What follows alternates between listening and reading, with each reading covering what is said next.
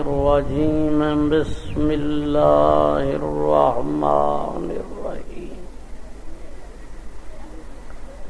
ولا تقولوا لمن يقتل في سبيل الله أموات بل أحياء ولكن لا تشعرون وقال النبي صلى الله عليه وسلم الأنبياء أحياء في قبورهم يصلون وقال النبي صلى الله عليه وسلم وما من أحد يسلم علي إلا رد الله إلي روحي حتى أرد عليه السلام وقال النبي صلى الله عليه وسلم مررت على موسى ليلة أسري بي رأيته قائما يصلي في قبره صدق الله العظيم وصدق رسوله النبي الكريم ونحن على ذلك من الشاهدين والشاكرين والحمد لله رب العالمين. قابل صد احترام معزز سامعین، دوستو، بزرگوں، بھائیو، عزیزو، مختصر وقت دے اندر عقیدے جاں چند گال ہی میں تساں حضرات دی خدمت پیش کرے سا. میرے حق کی دعا فرمے سو کہ اللہ جل شانہ میں کو صحیح صحیح عقائد اور مسائل بیان کرن دی توفیق عطا فرماوے. تساں حضرات کو اللہ جل شانہ دین دی گال بات توجہ نال، دھیان نال، ادب نال سنن دی توفیق عطا فرماوے. محترم سامعین، اللہ پاک نے ہر جاندار چیز واسطے موت بنائیے. سوائے اللہ دی ذات دے موت والے ضابطے کنو کوئی شخص، کوئی فرد مستثنا نہیں. کل نفس ذائقۃ الموت، ہر بندے موت دا مزہ چکھنے، لیکن موت آدم محض دا نام نہیں کہ موت دے بعد بندہ ختم تھی ونجے تے آدم محض چلیا ونجے. ہاں، مشرکین مکہ موت دا ایو مانا کرنے ان کہ موت دے بعد بندہ ختم تھی ویندے، پردہ آدم ہی چلیا ویندے. لیکن اللہ پاک نے ارشاد فرمائے خالق الموت والحیات، موت بھی اللہ دی مخلوق ہے، حیات بھی اللہ دی مخلوق ہے. مخلوق آدم محض کو نہیں سجا ویندا، وجودی چیز اللہ دی مخلوق ہوندی ہے. قرآن پاک دی آیت کنو معلوم تھیندے کہ موت وجود والی چیز ہے، بے شک بندے تے تاری تھیندی ہے. اور اہل دنیا دے نظریں وچ بندہ بے جان نظر آندے، اندے اتے میت تے مردے دا اطلاق کیتا ویندے. باقاعدہ میت دے احکام اندے اتے جاری کیتے ویندن. مثلا غسل لیتا گئے، میت سمجھتے، کفن پہنایا گئے، میت جو ہا جنازہ پڑھیا گئے، جڑا میت تے پڑھیا ویندے تیرے باقاعدہ قبر کھودی گئی، مرن والے کو دفنا دیتا ویندے۔ بے شک ایک گال ہی صحیح ہے، لیکن اللہ اور اللہ دے رسول جڑا کچھ ارشاد فرمائے، مرن دے بعد بندہ آدم محض وچ نہیں چلیا ویندا، ایک جہان کنوں بے جہان دی طرف منتقل تھی ویندے۔ اے موت دے اتے انتقال دا استعمال عام ہے۔ مثلا اسادے سے حضرت مولانا محمد عبداللہ صاحب درخواستی نور اللہ مرکزہ انتقال کر گئے۔ حضرت مولانا خلیفہ غلام محمد صاحب، حضرت مولانا عبدالہادی صاحب نور اللہ مراقدہما انتقال کر گئے۔ اے جڑا اساں بزرگیں دے نال موت دے بعد انتقال دا لفظ استعمال کرندے سے اے موت دا صحیح معنی ایو ہے کہ جہان بدل دے۔ اگے دنیا دے اندر او آباد ہن، دنیا دی چیز ہن، موت دے بعد ہر بندہ عالم قبر اور عالم برزخ دے اندر چلیا ویندے۔ دوستاں نے پرچی لکھ بھیجی ہے کہ بیان اردو وچ ہوئے، کیا خیال ہے؟ مارکے دی صلاح کیا ہے؟ یا سرائکی ٹھیک ہے یا اردو چلاؤں؟ اچھا، ایک ساتھی آدھے کہ دور دور دے ساتھی جڑے آئے بیٹھے او سرائکی نہیں سمجھتے، چلو مجبوری ہے، ولا میں جی میں کو اردو زبان آندھی ہے کوشش کرے سا دعا فرمے سو تے ذرا اچھی آواز نال درود شریف کیا پڑھو۔ اللہم صلی علی سیدنا و مولانا محمد و بارک وسلم علیہ۔ تو میں عرض کر رہا تھا کہ موت آدم محض کو نہیں کہتے، مشرکین مکہ نے موت کا معنی آدم محض کیا ہے، لیکن اللہ اور اللہ کے رسول نے موت بمانے انتقال کے کیا ہے کہ آدمی دنیا سے عالم قبر عالم برزخ کی طرف منتقل ہو جاتا ہے۔ اور یہ قبر بے شک اہل دنیا کی نظر میں تنگ و تاریک ہوتی ہے، 3 گز کا گڑھا محسوس ہوتا ہے، تقریباً 1 گز یا کچھ زیادہ گہرا ہوتا ہے۔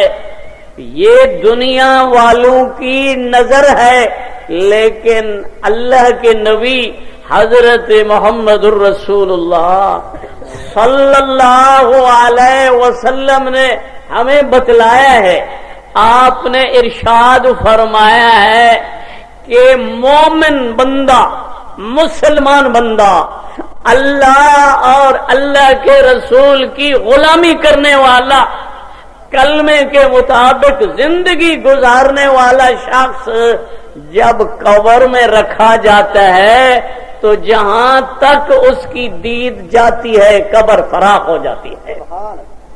بھائی یہ تو 15ویں صدی کے غلاموں کی قبر ہے کہ جہاں تک میت کی نگاہ جاتی ہے قبر فراخ ہے، لیکن جو اولیاء ہیں ان کی قبر کتنی فراخ ہوتی ہوگی، اور جو اصحاب رسول تھے ان کی قبر کتنی فراخ ہوگی، اور جو انبیاء ہیں ان کی قبر ان کے لیے کتنی فراخ ہوگی، اور جو نبیوں کے بھی امام ہیں پھر ان کی قبر مبارک کتنی فراخ ہوگی۔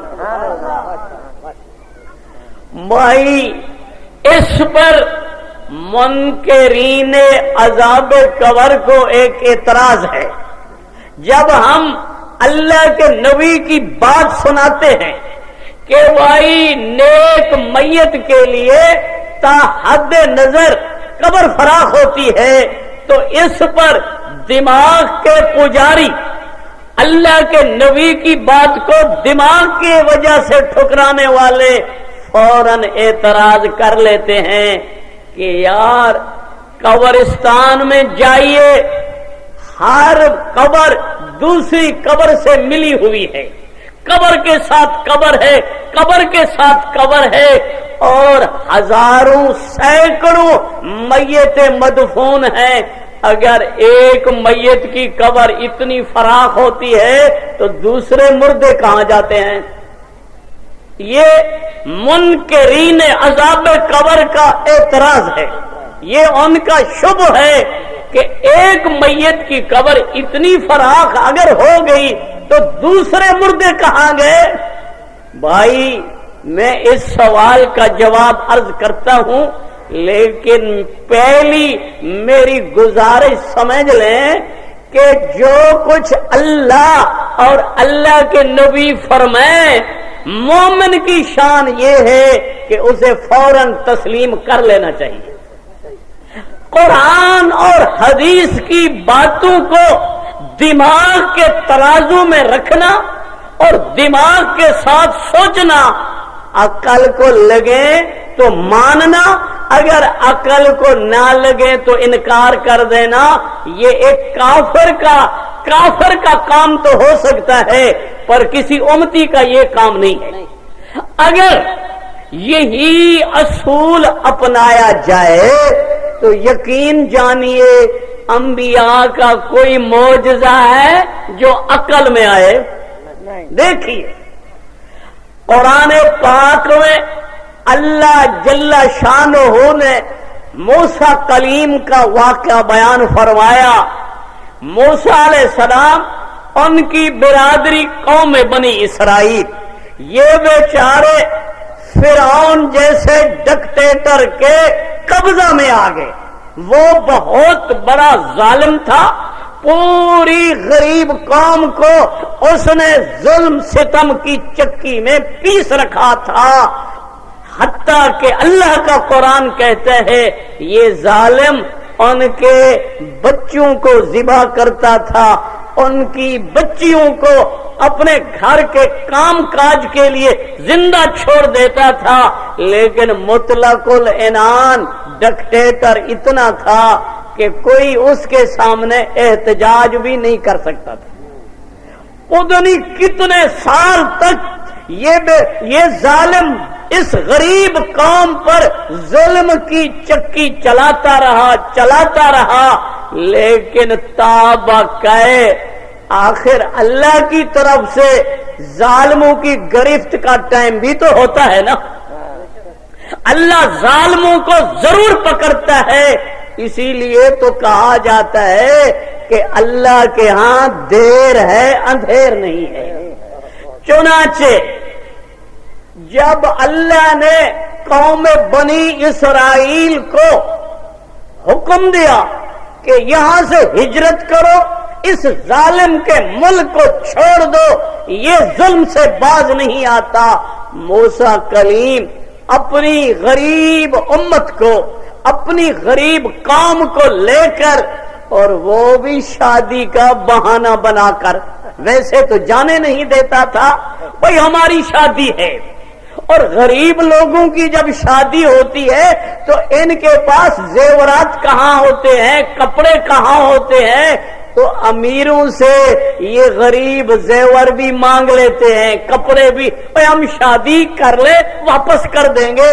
تو فرعونیوں سے انہوں نے زیور مانگے، عاریتاً کپڑے مانگے، ہماری شادی ہے واپس کر دیں گے. جناب روانہ ہوئے، رات کی تاریکی میں نکلے، چلتے چلتے چلتے وہاں پہنچے جہاں دریا بہ رہا تھا. دریا پوری روانی طغیانی میں تھا، نہ پار جانے کے لیے پل نہ کشتی.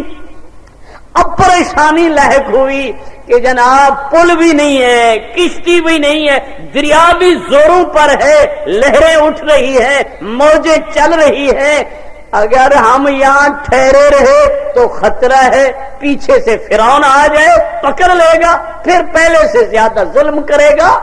اب کہاں جائے؟ نہ جائے ماندن نہ پائے رفتن، بوڑھے گھبرائے، اور ادھر کسی نے فرعون کو مخر بھی کر دی کہ یہ تو نکلے جا رہے ہیں، آپ کے ملک سے باہر چلے جائیں گے، کام کس سے کروائے گا، بنگار کس کو پکڑے گا، یہ تو جا رہے ہیں۔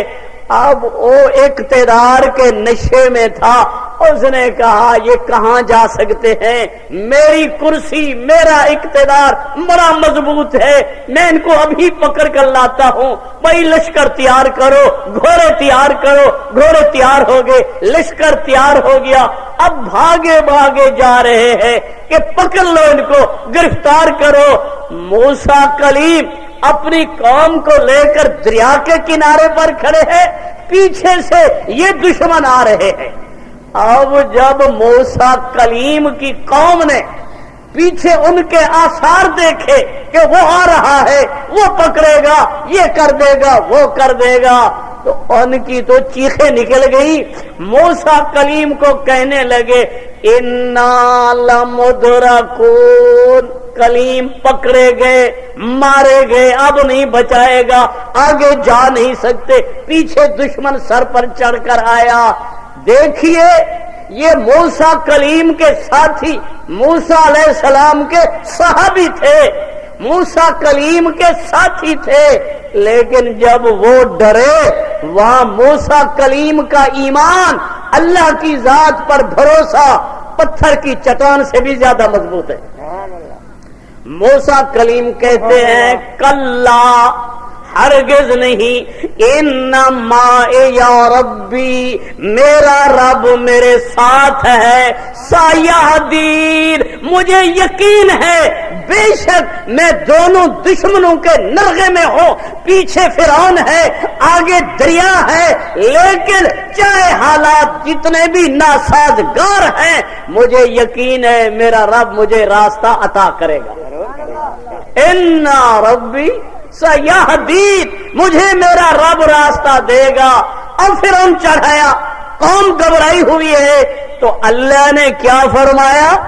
فرمایا اَنِضْرِبْ بِعَصَاكَ الْبَحْرَ، او موسیٰ کلیم، یہ ہاتھ میں جو لاٹھی ہے یہ بہتے دریا پر مار دو، اے پانی کو مار دو، دریا پر ڈنڈا چلاؤ۔ اب یہاں عقل کا پجاری ہوتا تو کہتا یا اللہ مجھے تو ایک کشتی چاہیے، میں اپنے ساتھیوں کو بٹھا کر پار چلا جاؤں، یا اللہ مجھے تو پل چاہیے، میں پار نکل جاؤں، یا اللہ یہ تو سمجھ نہیں آتی، عقل سے بہر ہے بات کہ آپ فرماتے پانی پر ڈنڈے برساؤ، کوئی مونج تو میں نے نہیں بنانی کہ پانی پر ڈنڈے برساؤں، میں کیا کروں؟ لیکن وہ دماغ کا پجاری نہیں تھا، اللہ کا پیغمبر تھا۔ اللہ نے ادھر ارشاد فرمایا کلیم، یہ پانی پر دریا پر ایک ضرب لگانا تیرا کام اور 12 سڑکیں بنا دینا میں خدا کا کام۔ اب دماغ والے جو عذاب قبر پر انکار کرتے ہیں، جو کہتے ہیں کہ ایک مردہ کی قبر اتنی فراخ ہوتی ہے جہاں تک بیت جاتی ہے، تو اس پر اعتراض کرتے ہیں باقی قبریں کہاں گئیں؟ اب کوئی دماغ کا پجاری ہمیں بتائے پانی پر ڈنڈا مارنے سے سڑکیں کب بنتی ہیں؟ وہ تو چھینٹیں نکلیں گی، پانی زیادہ خراب ہوگا، لیکن اللہ کا قرآن کہتے ہیں یہ معجزہ موسیٰ کلیم کے ہاتھ پر ظاہر ہوا ہے۔ اب عقل کو تو بات نہیں لگتی، لیکن ہم نے عقل کا کلمہ تو نہیں پڑھا، ہم نے تو اللہ کے پاک پیغمبر کا کلمہ پڑھا۔ دیکھیے جو کلمہ آپ ہمیشہ پڑھتے ہیں وہ یہی ہے نا، لا الہ الا اللہ محمد الرسول اللہ۔ یہ ہے، یا کوئی یہ کلمہ بھی پڑھتا ہے لا الہ الا اللہ عقل رسول اللہ، عقل کا کلمہ تو ہم نے نہیں پڑھا بھائی، ہماری عقل ناقص ہے، ہماری عقل اس جگہ تک رسائی نہیں کر سکتی جہاں اللہ اور اللہ کے رسول کے ارشاد ہے، لہذا اصولی بات یہ ہے کہ اپنے عقل کو شریعت کے تابع کرنا ہے۔ دیکھیے عقل پر آنا ہے تو اللہ کے نبی کا یہ معراج، سبحان الذی اسری بعبدہ لیلا من المسجد الحرام الى المسجد الاقصى الذي باركنا حوله لنريه من آیاتنا انه هو السمیع البصیر۔ پاک ہے وہ ذات جس نے سیر کرائی اپنے بندے کو حضرت محمد مصطفیٰ کو، رات کے تھوڑے سے حصہ میں مسجد حرام سے لے کر مسجد اقصیٰ تک، مسجد اقصیٰ وہ ہے جس کے اردا گرد اللہ فرماتے ہیں ہم نے برکات کا نزول کیا ہے۔ وہ یہ معراج کیوں ہوا؟ فرمایا لنریہ من آیاتنا، تاکہ ہم اپنے پیغمبر کو اپنی قدرت کے آیات دکھلائیں۔ بے شک وہ ذات ہر چیز کے سننے والی، ہر چیز کے جاننے والی، یہ رات کے کتنے تھوڑے وقت میں معراج ہوا اللہ کے نبی کو، آپ بی بی ام ہانی کے گھر سے روانہ ہوئے، بیت اللہ میں آئے، بیت اللہ سے مدینہ منورہ گئے، بیت اللہ میں گئے اور مدین کے علاقے میں گئے، کوتور میں گئے، آپ مسجد اقصیٰ میں گئے، پہلا آسمان، دوسرا، تیسرا، 7 آسمانوں کا سفر کیا، جنت جہنم دیکھی، معذب قوموں کے نقشے دیکھے، اللہ کی دربار میں پہنچے، اللہ اور اللہ کے نبی نے جو گفتگو کی وہ ہمارے سمجھنے سے بیر ہے۔ یہ سارا کچھ دیکھ کر جب اللہ کے نبی واپس آئے، تفسیر رول مانی میں لکھا ہوا ہے جب حضور واپس آئے تو آپ کا بستر ویسے گرم پڑا تھا، بستر بھی اللہ کے نبی کا ٹھنڈا نہیں ہوا۔ تو اب دماغ کے پجاری جب یہاں دماغ لڑائیں گے تو ان کے سمجھ میں تو معراج بھی نہیں آئے گا۔ عیسیٰ کلیم اللہ، عیسیٰ روح اللہ، اللہ کا پیغمبر ہے، اور سب حضرات جانتے ہیں اللہ نے اس نبی کو بغیر باپ کے پیدا کیا، سب جانتے ہیں بن باپ اپنی قدرت سے۔ بی بی مریم تو کہہ رہی ہے لم یمسسنی بشر، مجھے کسی بشر نے ہاتھ نہیں لگایا، لیکن اللہ فرماتے ہیں بے شک میری قدرت اس سے بھی بڑی ہے۔ تو اب عیسیٰ علیہ السلام کے بن باپ ہونے کا انکار کر دیں گے، معجزات جو قرآن میں ہیں انکار کر دیں گے، نہیں وہی نہیں، یہ بنیادی غلطی ہے منکرین عذاب قبر کی۔ وہ قبر کی زندگی کو، قبر کے عذاب کو، قبر کی جزا سزا کو دماغ کے ساتھ سوچتے ہیں، جب اس جہان کی چیزیں عقل کو نہیں لگتی تو عقل کے ذریعے قرآن کو جھٹلاتے ہیں، حدیث کو جھٹلاتے ہیں، یہ بنیادی غلطی ہے۔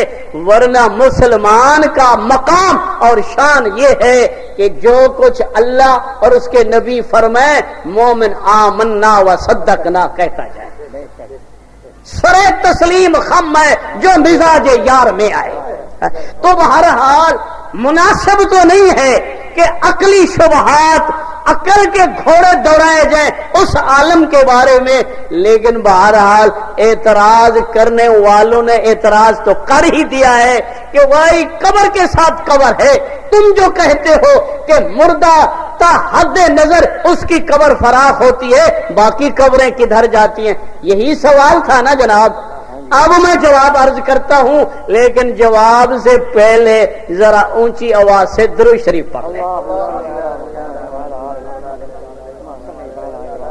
اتنا بڑا مجمع اور اتنا بڑا درود اور ایسا مجمع جو اکابر علماء دیوبند کا نام لیوا، ان کا عقیدت مند، ہمارے اکابر کا بلکہ پوری امت کا یہ عقیدہ ہے کہ تیرے منہ سے درود شریف ختم ہوتا ہے، ادھر روضہ رسول پر پہنچ جاتا ہے۔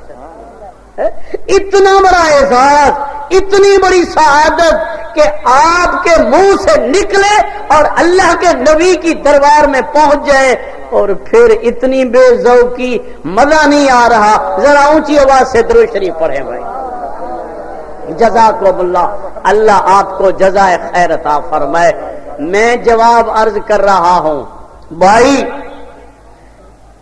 آپ روزانہ رات کو سوتے ہیں، ہر آدمی، ہر جاندار سو جاتا ہے۔ عموماً میاں بیوی اکٹھے سوتے ہیں۔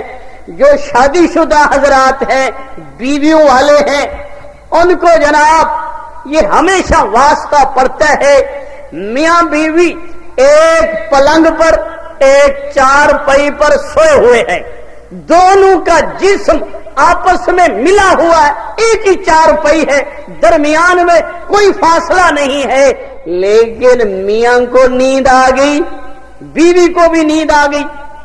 اب میاں بھی عالم خواب میں ہے اور بیوی بھی عالم خواب میں ہے۔ یہ اپنا خواب دیکھ رہا ہے، بیوی اپنا خواب دیکھ رہی ہے۔ یہ میاں اپنے عالم میں ہے، یہ اپنے عالم۔ دنیا کی نظر میں ایک پلنگ پر دو آدمی سوئے ہوئے ہیں، ایک چارپائی پر سوئے ہوئے ہیں، لیکن میاں جو خواب دیکھ رہا ہے یہ اس کا اپنا جہان ہے، بیوی کا اپنا جہان ہے۔ میاں کیا دیکھ رہا ہے؟ میں تو پانی کے دریا میں چل رہا ہوں، دوڑ رہا ہوں۔ بیوی خواب دیکھ رہی ہے کہ میں تو آگ میں جل رہی ہوں۔ اب جسم ملے ہوئے ہیں، لیکن میاں پانی میں ہے، بیوی آگ میں ہے، ایک پلنگ پر سوئے ہوئے ہیں۔ ایمان سے بتائے، کیا میاں کا پانی بیوی کے جہان کی طرف جائے گا یا بیوی کی آگ میاں کے جہان کی طرف آئے گی؟ نہیں نہیں، جسم ملے ہوئے ہیں، ایک ساتھ سوئے ہوئے ہیں، یہ پانی کے جہان میں ہے، یہ آگ کے جہان میں ہے۔ اسی طرح قبر بھی مستقل جہان ہے، میت کے ساتھ میت ملی ہوئی ہے، قبر کے ساتھ قبر ملی ہوئی ہے، پر اس کی قبر اپنا جہان ہے۔ اس بیوی کو 3 طلاقیں دیتا ہوں، وہ پھر اپنی بیوی کو بھی 3 کہہ دیتا ہے، میری بیوی کو 3 طلاق۔ کیا میری بیوی کو طلاق ہوگی؟ مولانا محمد امین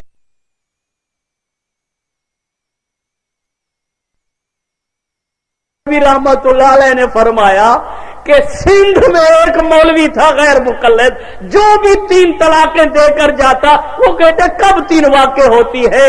میں نے اپنی بیوی کو اب 3 طلاقیں دیے، بھلا واقع ہوئی؟ 10 سال تک وہ اپنی بیوی کو طلاق دیتا رہا، پتہ نہیں کتنی طلاقیں دے دی، مجالے نکاح ٹوٹا ہو۔ ایمان تو ٹوٹ جاتا ہے، ایسے ایسے کاموں سے ایمان ٹوٹتا ہے۔ تو بہرحال میرے پاس ایک آدمی آیا، میں نے کہا 3 کے بعد کوئی صورت نہیں ہے، غیر مقلدوں سے شاید پوچھ لیا تھا، اس نے کہا فلاں فلاں کتاب میں مسئلہ ہے۔ میرے کو آدھے مول صاحبہ ترمتی شریف تا دیکھ چاہ، ترمتی شریف وہ خدا خراب کروے تو کو تا نا نہیں آندے تے ساری سختی کی تے اہل الحدیث بنے ودے وے، اہل الحدیث بنے ودے وے، نا نہیں آندا۔ ہمارے علاقے میں بیٹ بھتر کا ایک علاقہ ہے، وہاں ایک ان پڑھ مفتی رہتا ہے غیر مقلد، تو ہمارے ایک مولوی صاحب سے بحث کر رہا تھا کسی مسئلے پر۔ ہمارے مولوی صاحب نے کہا مسئلہ یوں ہے، وہ کہتا تھا نہیں یوں ہے، ان کو بڑی ضد ہوتی ہے، اپنی بات کو قرآن حدیث کا نام دیتے ہیں۔ آخر ہمارے مولوی نے پوچھا کہ یہ جو تو مسئلہ بتاتا ہے یہ کہاں لکھا ہے، کس نے لکھا ہے؟ وہ ان پڑھ مفتی فوراً کہتا ہے ہاں امام نودی نے لکھا ہے۔ امام نودی مولانا سنے وے کہ نہیں؟ میں کہ وہ آپ نودی ہے نام مراد، امام کا نام امام نووی کو امام نودی، جو اتنے جہل ہیں جن کو اردو کی عبارت صحیح نہیں آتی۔ کیا کیا جائے، یہ بہت بڑا علمی ہے، انہوں نے دین کب سیکھا ہے؟ جا کر شیخ کے در سے، پلے کالج کے چکر میں، مرے صاحب کے دفتر میں۔ اردو پڑھ کر مفتی بن گئے، اردو پڑھ کر جناب مناظر بن گئے، اردو پڑھ کر مفسر بن گئے، اور پھر جب یہ ان پڑھ جوتوں کو پالش کرنے والے قرآن اور حدیث میں دخل دیں گے تو ایمان بگڑے گا، نہیں تو کیا ہوگا؟ تو خب خیر میں کہہ رہا تھا 3 طلاقوں کے بعد خود غیر مقلدن سے فتویٰ لینا حرام ہے۔ جس نے 3 طلاقوں کے بعد بیوی کو گھر بٹھلایا ہے، گھر بسا رہا ہے، ساری زندگی زنا کر رہا ہے، جو اولاد پیدا ہو رہی ہے بل تو زنا ہے، اور 3 کے بعد کوئی گنجائش نہیں ہے۔ ہاں شرعی حلالہ، یہ جو حلالہ آپ نے بنا رکھا ہے یہ حلالہ نہیں ہے۔ قرآن میں جو حلال ہے فلا تحل لہ حتی تنکح زوجا غیرہ، 3 طلاقوں والی عورت کسی اور سے جا کر شادی کرے، وہ اتفاقاً مر جائے یا نبھانا ہو طلاق دے دے، کوئی شرط نہیں تھی، مشروط نکاح نہیں تھا، اب وہ عورت فارغ ہو گئی، اب حلالہ ہو گیا، حلالہ بھی قرآن کے مطابق، اب 3 والا اس کے ساتھ نکاح کر سکتا۔ تو بہرحال یہ تو درمیان میں بات آ گئی۔ میں تو کہہ رہا تھا حضور اکرم صلی اللہ علیہ وسلم نے حضرت عمر سے پوچھا تھا، خطاب کے بیٹے جب برادری تجھے قبر میں سلا کر آئے گی کیا کرے گا؟ ایسے منکر نکیر آئیں گے کیا کرے گا؟ اب عمر بن خطاب بھی تو عمر تھا نا، کہتا ہے اللہ کے رسول ایک بات آپ مجھے بتلا دیں، ایک آپ وضاحت کر دیں، پھر میں بتاؤں گا کہ میں ان سے کیسے نمٹوں گا، کیسے جواب دوں گا۔ اللہ کے نبی نے ارشاد فرمایا پوچھ۔ خطاب کا بیٹا کیا پوچھتا ہے؟ حضرت عمر پوچھتا ہے اترد علینا عقولنا یا رسول اللہ، اللہ کے نبی بے شک قبر میں آئیں گے، آپ نے فرما دیا میرا ایمان ہے، سچ ہے، قبر میں اتریں گے، مجھ سے سوال کریں گے، لیکن یہ تو وضاحت فرمائی ہے میرا عقل ٹھکانے ہوگا یا نہ ہوگا، میری ہوش باقی ہوگی یا نہیں ہوگی۔ اب اللہ کے نبی نے ارشاد فرمایا، بھائی نبی کی بات میں کہہ رہا ہوں، اللہ کے نبی نے کیا فرمایا؟ نعم کحایتکم الیوم، خطاب کے بیٹے بالکل تو قبر میں ایسے ہوگا جیسے اب بیٹھا ہے، تیرا ہوش ٹھکانے ہوگا، تیری عقل باقی ہوگی، تجھے شعور ہوگا، تو سوالوں کو سمجھے گا، اب جواب دینا تیرا کام ہے، جواب کیا دے گا؟ اب حضرت عمر نے جواب دیا اذن اکفیہما ففیہ الحجر، اللہ کے نبی پھر میں نہیں اڑتا، وہ جو سوال کریں گے یا میرا ہوش باقی ہے، میرا عقل ٹھکانے ہے، ایک نہیں 1000 سوال پوچھ لے، پھر ان کے منہ میں پتھر ہے، میں ان کو جواب دیتا رہوں گا، وہ جو پوچھتے رہیں گے۔ اب اللہ کے نبی نے تو وضاحت فرما دی، قبر میں ہوش ہوگا، عقل باقی ہوگی، عقل ٹھکانے ہوگی، میت سنے گا، وہ پوچھ رہے ہیں من ربوں کا، تیرا رب کون ہے؟ تو مردہ کہے گا رب اللہ، میرا رب اللہ ہے۔ لیکن یہ جواب بڑا آسان ہے، لیکن شرط یہ ہے کہ اگر آپ نے پوری زندگی اللہ کو رب مانا تو یہ جواب آئے گا۔ اگر رب دکان کو سمجھا، اگر رب زمین کو سمجھا، اگر رب ملازمت کو سمجھا، بادشاہ کو رب سمجھا، پھر یہ جواب نہیں آئے گا، یہ جواب وہی دیں گے جنہوں نے یقین رکھا ہمارا رب اللہ ہے۔ اور وہ پوچھیں گے من نبیوں کا، تیرا نبی کے کون سا؟ تو کہے گا نبی محمد الرسول اللہ، میرا نبی حضرت محمد الرسول اللہ۔ وہ پوچھیں گے تیرا دین کون سا؟ ما دینوں کا، کہے گا دین الاسلام، میرا دین دین اسلام ہے۔ اب یہ 3 سوال ہیں، قبر میں میت سے پوچھے جائیں گے۔ بے شک میت کی زندگی دنیا والی زندگی نہیں ہے، میت کی زندگی قبر کی زندگی ہے، قبر اور جہان ہے۔ اور کہیں نہیں ہے. انپڑھ مفتیوں کو جب کہا جاتا ہے قبر کا عذاب برحق ہے, قبر کا سوال برحق ہے, قبر کا جواب برحق ہے, وہ اوپر ہاتھ کرتے ہیں کہ قبریں اوپر ہیں, قبریں اوپر ہیں. ایمان سے بتائیں کبھی کوئی مردہ اوپر بھی دفن کیا ہے؟ مردے تو زمین میں دفن کیے جاتے ہیں. قرآن پاک کی 7 آیتیں بتاتی ہیں کہ قبر زمین والی قبر ہے جہاں مردہ انسان کو دفن کیا جاتا ہے. دیکھو اللہ تبارک و تعالی ہمارے نبی کو روک رہے ہیں. عبداللہ بن ابی منافق مر گیا, اللہ کے نبی نے جنازہ پڑھا دیا. اللہ نے فرمایا میرے پیغمبر ایک دفعہ جنازہ پڑھا, اگر اس کے حق میں 70 دفعہ بھی تو دعائے مغفرت کرے تو میں معاف نہیں کروں گا. 70 دفعہ بھی تو دعا کرے میں اس کو معاف نہیں کروں گا. اس سے وہ ہمارے بھائیوں کے عقیدے کی غلطی بھی نکل آئی. اللہ کا نبی تو دعا مانگ رہا ہے مغفرت کی, اللہ معاف نہیں کرتے. لیکن یہاں کا ایک سرائکی شاعر کہتا ہے کہ خدا دی پکڑی چھڑاوے محمد, محمد دی پکڑی چھڑا کوئی نہیں سکتا. بھائی غلط نظریہ ہے, غلط عقیدہ ہے, غلط شعر ہے. صحیح بات کیا ہے کہ محمد دی پکڑی چھڑاوے خدا, خدا دی پکڑی چھڑا کوئی نہیں سکتا, خدا دی پکڑی چھڑا کوئی نہیں سکتا. بہرحال میں عرض کر رہا تھا کہ یہ قبر یہی زمین والی قبر ہے. عبداللہ بن ابی کا جنازہ تو نبی نے پڑھا دیا, لیکن اللہ نے منع فرمایا وَلَا تُصَلِّ عَلَىٰ أَحَدٍ مِّنْهُمْ مَاتَ. میرے پیغمبر جو منافق مرے آپ اس پر نماز جنازہ نہ پڑھا کرے. وَلَا تَقُمْ عَلَىٰ قَبْرِهِ. جو منافق مر جائے اس کی قبر پر بھی نہیں جانا. اللہ کے نبی قبرستان جاتے تھے, وہاں مردوں کے لیے دعائیں مغفرت کرتے تھے, قبر والوں کو سلام کرتے تھے, السلام علیکم یا اہل القبور فرماتے تھے. لیکن فرمایا منافق کی قبر پر نہیں جانا. اب مجھے بتاؤ قرآن نے ہمارے پیغمبر کو روکا ہے کہ منافق کی قبر پر نہ جاؤ, کیا اوپر والی قبر سے منع کیا ہے یا زمین والی قبر پر؟ اللہ کے نبی اوپر والے قبرستان پر تو کبھی گئے بھی نہیں ہے. قبر یہی ہے جس کو قرآن قبر کہتا ہے.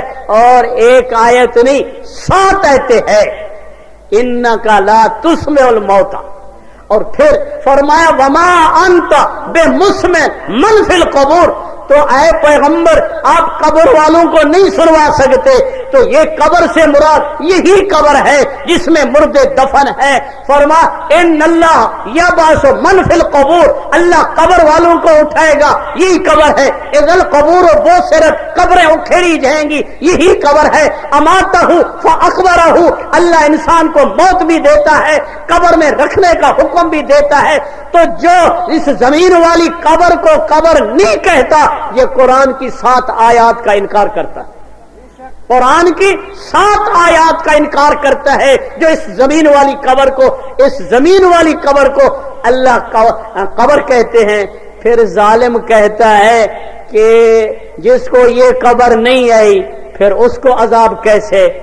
اس ظالم سے پوچھو قرآن نے جو فرمایا ہے منہا خلقناکم وفیہا نعیدکم ومنہا نخرجکم تارۃ اخری. لوگوں ہم نے تم کو مٹی سے بنایا, مٹی میں لے جائیں گے, قیامت کے دن بھی اسی مٹی سے اٹھائیں گے. بھلا کوئی مردہ ہو سکتا ہے جو مٹی میں نہ جائے؟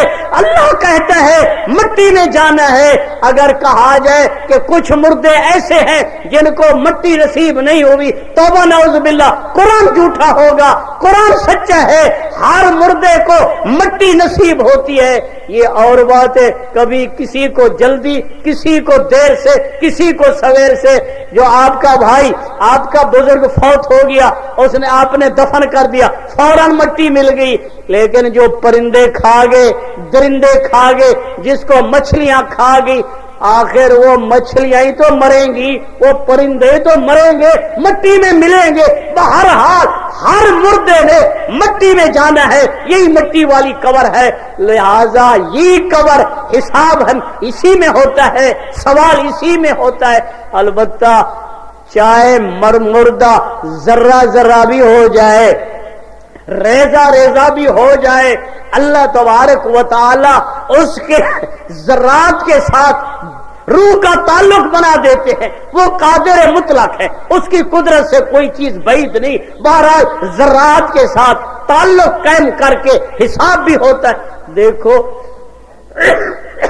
کہتے ہیں اندرا گاندھی کو تو آگ لگا دی گئی، اس کی تو کیری محفوظ کر لی گئی، یا گنگا دریا میں اڑا دی گئی، تو اس کو عذاب کیسے؟ وہ تو کیری ہو گیا، راکھ ہو گیا۔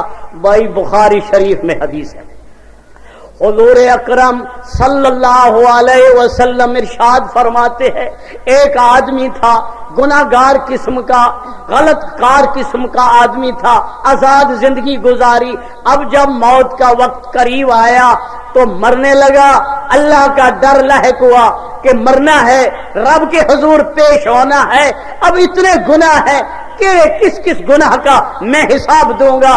اب قبر کے عذاب سے بچنے کے لیے، رب کی گرفت سے بچنے کے لیے اس کے دماغ میں ایک تدبیر آئی، وصیت کر گیا کہ جب میں مر جاؤں میری لاش کو آگ لگا دینا، اگر میرا سارا جسم جل جائے تو ٹھیک، اگر میری ہڈیاں بچ جائے تو حمام دستے میں ڈال کر اس کی بھی صفوف بنا لینا، کیری صفوف سب کو آدھا ہوا میں اڑا دینا اور آدھا دریا میں چلا دینا، میں اس طریقے سے معدوم ہو جاؤں گا، ختم ہو جاؤں گا، نہ ہوں گا، نہ رب کے سامنے پیش ہوں گا، نہ مجھ سے حساب ہوگا۔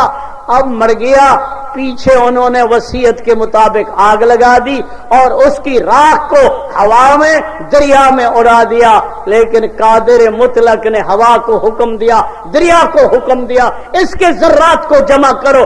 اب راکھ جمع ہو گئی، خاک جمع ہو گئی، اب روح کا تعلق جوڑا گیا، حساب لیا گیا۔ تو اللہ نے فرمایا تیرے گناہ تو بہت ہے، اب ان کا حساب تو بعد میں ہوگا، اب پہلے بتا کیوں کہا تھا کہ مجھے جلا دینا، میری راہ کو اڑا دینا، پانی میں بہا دینا، ایسا کیوں کہا تھا؟ پہلے اس کا جواب دے۔ کہتا ہے یا اللہ تو دانا ہے، بینا ہے، علیم بذات الصدور ہے، تو جانتا ہے میں نے یہ سارا کچھ تیرے ڈر کی وجہ سے کیا، تجھ سے ڈرتا تھا، کس طرح حساب دوں گا، کس طرح میں پیش ہوں گا، میں نے تو ڈر کی وجہ سے کیا۔ اللہ فرمائیں گے اچھا اتنا تو مجھ سے ڈرتا تھا، جا تیری زندگی کے سارے گناہ معاف ہو گئے۔ اب راکھ سے بھی تو حساب ہو گیا نا، زیادہ سے زیادہ راکھ ہو جاتا ہے مردہ۔ بھائی روح کا تعلق اللہ ذرات سے بھی جوڑ سکتے ہیں۔ دیکھو جو پتھروں میں حیات پیدا کر سکتا ہے وہ راکھ میں ذرات میں پیدا نہیں کر سکتا۔ پہلا سپارہ قرآن میں اللہ ارشاد فرماتے ہیں وَإِنَّ مِنْهَا لَمَا يَهْبِطُ مِنْ خَشْيَةِ اللَّهِ، بعض پتھر وہ ہے، پتھر ہے بے جان ہے، پتھر کے اندر کوئی آدمی نہیں کہہ سکتا اس کے اندر روح ہے، اس کے اندر جان ہے، پتھر ہی پتھر ہے، بے جان سمجھا جاتا ہے۔ بے جان سمجھ کر تو آپ سنکیں بنا رہے ہیں، اپنے بنیادوں میں ڈال رہے ہیں، گاڑی کے نیچے اس کو ڈال رہے، پتھر بے جان ہے۔ لیکن اللہ کا قرآن کہتا ہے کہ بعض پتھر وہ ہیں جو اللہ کے ڈر سے گر جاتے ہیں۔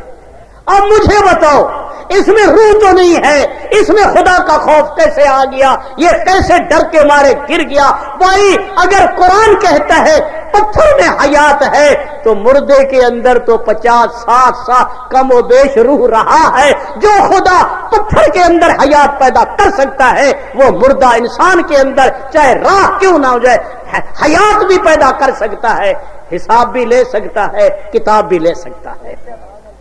تو بہرحال ایک بات آخری یہ سمجھ لیں کہ دنیا میں جتنے کام اچھے یا برے ہم سے ہوتے ہیں اکیلا روح بھی نہیں کرتا، اکیلا جثہ بھی نہیں کرتا۔ یہ روح اور جثہ اکٹھے ہوتے ہیں، मुश्तरक का अमल करते हैं। अब नमाज पढ़े तो नमाज हो रही है, हज को जाएं तो रूह और जुस्सा हज को जा रहे हैं। और चोर जो उठता है रात को चोरी के लिए, वो भी रूह और जुस्से समेत चोरी करता है, रूह और जुस्से समेत संग मारता है, माल लूटता है। अगर अकेला रूह ये चोरी कर लेता, चोर को क्या जरूरत थी कि वो अपने पांव को छुपाता, जूतियां तब्दील करता, वो कांटे रौंदता, नाग बिच्छू के मुंह में जाता। चोर को भी पता है मेरा रूह चोरी नहीं करता, वरना अकेला रूह करता, ये चोर का जुस्सा बिस्तरे में पड़ा रहता, कमरे में पड़ा रहता, रूह जाता, भैंस पकड़ कर लाता, ईमान से कहे मजे थे, फिर तो पेरा भी ना लगता। चोर भैंस पकड़ कर लाता। और आज हज की जो टिकट है कहते 1 लाख से भी ज्यादा है। अब भरने वाले भर रहे हैं, जा रहे, ये अकेले रूह को भेज देते, आपका जुस्सा यही पड़ा रहता, इसके लिए सीटों के ना करनी पड़ती, लाख रुपया खर्चा ना करना पड़ता, रूह को तो जहाज की छत पर भी बिठा देते, तो वो जाता रूह पर। बस सर्दियों में पानी ठंडा होता है, ठंडे पानी से वजू करना है, तकलीफ होती है, नमाजी को कहते ओए मियाँ ये तेरा जुस्सा ये रजाई में पड़ा रहे, ये जुस्से को ना तकलीफ दे, रूह को भेज दे नमाज पढ़े। ईमान से बताए अकेला रूह 2 नफल पढ़ सकता है? ये जुस्सा साथ होगा तो नेकी का कोई अमल हो, वो तो जुस्सा तो साथ होगा, नेकी होगी। बुराई का कोई काम हो तो जुस्सा साथ होगा, रूह का साथ, जुस्सा रूह जुस्सा मिलकर काम करेंगे, नेकी वजूद में आएगी, बुराई। अब जब काम इकट्ठा किया है तो मजदूरी दोनों को मिलनी चाहिए या एक को? रूह और जुस्सा दोनों को मिलनी चाहिए। ये क्या कहते हैं कि भाई रूह को अल्लाह ने और जुस्सा दे दिया है, मुजरिम था तो जहन्नम में भेज दिया है, नेक था तो जन्नत में। बड़ी अजीब बात है, हमारे मौलाना लुकमान से भी किस्सा सुनाया करते थे गुरु चेले का है। तो वो किसी मुजरिम को पकड़ा गया, वो खस्ता दुबला था मेरी तरह, उसके गले में फंदा नहीं फंसता था। उन्होंने कहा कोई मोटा ताजा आदमी ले आओ जिसके गले में ये फंदा आ जाए। अब किसी मोटे को पकड़ कर लाए तो उसको फांसी लगा दिया। ईमान से बताए मुजरिम तो और है, अब इनाम किसी और को मिल रहा है, सजा किसी और को मिल रही है। अल्लाह का कुरान कहता है इन्नल्लाह ला यज़लिमुन नास शैआ, अल्लाह जुल्म नहीं करते। जिसने नेकी बुराई की है इनाम भी उसे मिलना चाहिए, जिसने गलत काम किया है सजा भी उसे मिलनी चाहिए। और एक हदीस है, किस्सा नहीं है, शायद कोई कहे ये मौलवी नूर मोहम्मद जो है ये मिसालें सुनाता है, ये किस्सा सुनाता है। नहीं नहीं, इमाम इब्ने कसीर बहुत बड़े मुफस्सिर मुहद्दिस है, उन्होंने कुरान पाक की एक आयत सुम्मा इन्नकुम इंदा रब्बिकुम तख्तसिमून की आयत के पास ये हदीस नकल की है, नबी की हदीस है। अल्लाह के नबी ने इरशाद फरमाया, आयत का माना है हर बंदा झगड़ेगा, हर आदमी दूसरे पर दावा करेगा। अल्लाह के नबी फरमाया जब सब झगड़ेंगे रूह और जुस्सा भी झगड़ेंगे। रूह कहेगी या अल्लाह मैं तो एक हवाई चीज थी, मेरा क्या कसूर है, मुझे सजा मिले, मैं जहन्नम में जाऊं। ये सारा कुछ खाया भी जुस्से ने, सारा कुछ मजे भी इसने उठाए हैं। मक्खन यही खाता था, दूध यही पीता था, लस्सी यही पीता, गंदम यही खाता था, आम यही खाता था, कुछ खजूर यही कर खाता। या अल्लाह मेरा कसूर नहीं है, मुझे जहन्नम में ना भेजो, मैं तो करंट था, मैं तो हवा था, ये मजे तो इसने किए, ये 2 मन की लाश बन गया, इसी को जहन्नम भेजो, इसने नाफरमानी की। अब जुस्सा कहेगा अल्लाह मैं तो मुर्दा था, मैं क्या कर सकता था, ना खा सकता था, ना पी सकता था, ना चोरी कर मैं तो कोई काम नहीं कर सकता था। या अल्लाह यही करंट आया तो सारा कुछ हुआ, लिहाजा मेरा कसूर नहीं है, इस रूह को जहन्नम में डालो। अब एक दूसरे पर ये बक रहे हैं। जुस्सा कहते हैं कि रूह का कसूर है, उसे जहन्नम में भेजो। रूह कहते हैं कि मेरा कसूर नहीं है, ये जुस्से का कसूर है, इसे जहन्नम में भेजो। अब झगड़ा हो रहा है, दोनों लड़ रहे हैं, इख्तिलाफ कर रहे हैं। अल्लाह भेजेंगे एक फरिश्ते को, अल्लाह भेजेंगे कि इनका फैसला करो। अब वो फरिश्ता उनके पास आता है, कहता है भाई मैं आपका फैसला करने आया हूं, आप मेरी बात तवज्जो से सुने, मैं आपके सामने एक मुकदमा पेश करता हूं, आप फैसला खुद करें। वो कहेंगे बताओ क्या मुकदमा है? वो कहेंगे कि एक मदरसा में 2 तालिब इल्म पढ़ते थे, एक नाबीना था, देख नहीं सकता था, एक लंगड़ा था, टांगे नहीं थी, चल नहीं सकता था, दोनों माजूर थे। अब लंगड़ा चलने से माजूर है, अंधा देखने से माजूर है, दोनों माजूर है। लेकिन मस्जिद में कोई नमाजी आए, उन्होंने कहा फला मलिक साहब का जो बाग है उसके आम जो है वो बड़े मीठे हैं, बड़े लजीज आम हैं, बड़े अच्छे हैं। अब दिल तो चाहता है, नाबीने का भी लंगड़े का भी दिल चाहता है ये बाग के आम तोड़ने चाहिए, खाने चाहिए, लेकिन कैसे तोड़े? दोनों माजूर है, एक आंखों से माजूर है, एक जो है टांगों से माजूर है। अब इरादा किया, आपस में मशवरा किया कि किसी ना किसी तरीके से इस बाग के आम खाने चाहिए, फल खाने चाहिए। अब जनाब शैतान नामुराद है, जब कोई बुरे काम का इरादा करे तो रास्ते घर कर देता है, वो रास्ते घर। वो कहने लगा तुम दोनों ये आम तोड़ सकते हो, मैं तदबीर बताता हूं। भाई बता क्या तदबीर है? अगर यूं करें, ये जो नाबीना है ना, हाफिज है, माशा अल्लाह, अल्लाह ने इसको मोटा ताजा बनाया है, ठीक ठाक ताकत वाला है। अब ये यूं करे, इसकी तो टांगे हैं, चल तो सकता है, अब लंगड़े को अपने कंधे पर बिठा दे, उसको उठा दे, अब ये चले जाए बाग में, ऊपर जो लंगड़ा बैठा है उसकी आंखें काम करेंगी, वो कहेगा कि वही हाफिज है, अब सीधे चलो, रास्ता सीधा है, अब दाएं चलो, अब बाएं चलो, रास्ता मुड़ रहा है, अब यूं करो यूं करो। एक की टांगे काम कर रही है, एक की आंखें काम कर रही, दोनों पहुंच गए। अब उस नाबीने ने लंगड़े को उठाया, उसने आम तोड़े, अभी खाए नहीं थे, मलिक साहब आ गया। अब ये तो भागने के भी नहीं थे, दोनों माजूर, ना नाबीना भागने वाला, ना लंगड़ा भागने वाला, तो सरे की बधे बधाए आन, बधे बधाए चोर हन।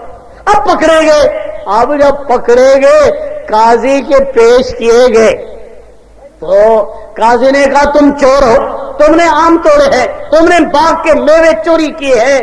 तो अब नाबीना कहता है मेरी तो आंखें नहीं है, मैं तो बगैर आंखों के कहीं जा नहीं सकता, देख नहीं सकता, मेरा कसूर नहीं, ये इसकी आंखें हैं, ये लंगड़ा जो है इसकी आंखें हैं, इसकी मेहरबानी है, इसका कसूर है, मेरा कसूर नहीं।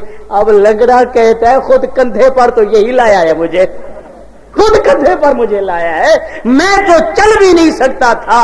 अब बताओ ये जो चोरी हुई है ये एक के अमल से हुई है या दोनों के मुश्तरक का अमल से? और दोनों कहेंगे कि दोनों मिले तो चोरी हुई, एक नहीं कर सकता था, बेऐन ही भाई अकेला रूह भी कुछ नहीं कर सकता, अकेला जुस्सा भी कुछ नहीं कर सकता, ये मिलते हैं, नेकियां बुराइयां वजूद में आती है, काम वजूद में आते हैं। रब के इंसाफ का तकाजा ये है कि सजा के हकदार है तो दोनों, अगर जजा के हकदार है तो दोनों। आखिरी बात देखें, हमारे नबी हुजूर अकरम सल्लल्लाहु अलैहि वसल्लम दुनिया में जब तशरीफ लाए, एक आपका मुबारक जुस्सा था और एक आपकी रूह थी। हर आदमी ऐसा है, आप मेरे सामने बैठे, मैं आपके सामने बैठा हूं, मेरा जिस्म भी नजर आ रहा है, अंदर जुस्सा है, आप अंदाजा लगा रहे, ये मौलवी बोल रहा है तो रूह है, अगर मुर्दा होता तो ना बोलता। आप सुन रहे हैं, आंखें खोली हुई है, कान खुले हुए, मैं समझ रहा हूं, जिंदे व जिंदा बैठे हैं, सुन रहे हैं। अब हमारा रूह भी है, जुस्सा भी है, अल्लाह के नबी भी दुनिया में तशरीफ लाए, आपका रूह भी था, जुस्सा भी था। अब सारी मेहनत अल्लाह के नबी ने जो दीन की है तो रूह और जुस्से के साथ की है।